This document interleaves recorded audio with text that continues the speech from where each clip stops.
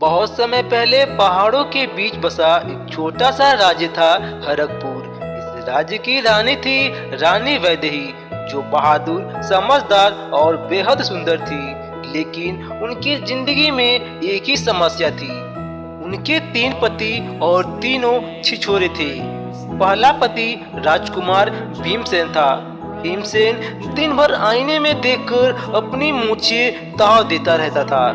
हर सुबह महल में गुजता, रानी जी देखिए, आज मूछ की करवट कितनी शानदार है, इससे ही दुश्मन भाग जाएंगे। लेकिन असलियत में दुश्मन तो छोड़िए, एक बार तो उसका खुद का घोड़ा उसकी मूछें देखकर डर गया था। दूसरा पति राजकुमार श्यामराव था। श्यामराव दिन भर अपने जादुई दर्पण में लगा रहता है। कभी सेल्फी ले रहा होता तो कभी रील बना रहा होता है। रानी को उससे सिर्फ एक बात पूछनी थी, काम कब करोगे?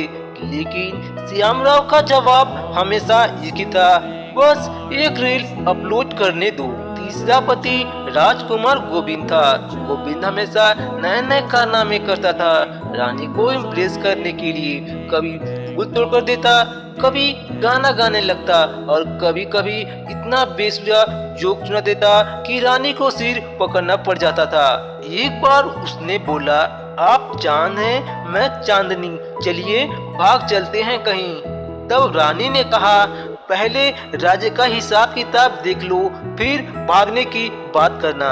तीनों पति इतने छिछोरे थे कि रानी ने एक दिन दरबार में सबको बुलाया और बोली, तुम तीनों में से जो भी ये साबित कर देगा कि वह इस राज्य के सही उत्तराधिकारी बनने लायक है, वही मेरा मुख्य पति कहलाएगा। तीनों खुश हो जाते हैं। उन्हें लगा बस एक छोटा सा काम होगा।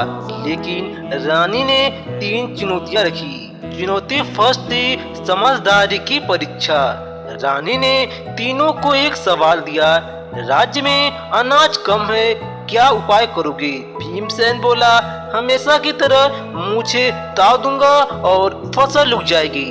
श्याम राय बोला, पहले मैं वीडियो बना दूंगा कि हमारे महल में अनाज की कमी है, फिर लोग खुद मदद भेजने लगेंगे। रानी ने माथा पकड़ लिया। फिर गोविंद बोला, पास के राज्य से व्यापार कर लेंगे, बदले में हम उन और मसाले दे देंगे। रानी पहली बार थोड़ी खुश हुई। जंगल में नकली डरावना राक्षस छोड़ा गया। भीमसेन चिल्लाता हुआ भागा, मेरी मूछ बचाओ। श्यामराव ने राक्षस के साथ सेल्फी बना दी, डेंजरस बट क्यूट। गोविंद ने बातों बातों में राक्षस से दोस्ती कर ली और उसे मिठाई खिलाकर वापस भेज दिया। फिर रानी ने कहा, जो भी मेरे दिल की बात समझ लेगा वो जीत जाएगा। तब भीमसेन बोला, आपको मेरी मूछ पसंद है। श्यामराव बोला, आपको मेरे 2 लाख फॉलोवर्स पसंद होंगे। गोविंद चुप रहा। कुछ देर बाद बोला, आपको तीनों की नहीं, राज्य की चिंता है। आप चाहती हैं कोई ऐसा हो जो आपके साथ काम करे, न कि सिर्फ दिखावा करे।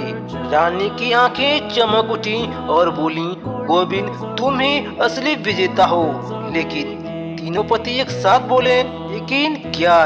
तब रानी मुस्कुराई और बोली, मुख्य पति का पद अब रहेगा ही नहीं, क्योंकि राज्य चलाने के लिए मुझे किसी की नहीं, अपने दिमाग की जरूरत है। तीनों मेरे साथ रहोगे, लेकिन राज्य की जिम्मेदारी मैं अकेले संभालूंगी। तीनों छिछोरे पति चुप हो गए। पहली बार उन्हें रानी की ताकत समझ में आई और रानी उसने राज्य चलाया, लोगों की समस्याएं सुलझाई और तीनों पतियों को धीरे धीरे समझदार बना दिया।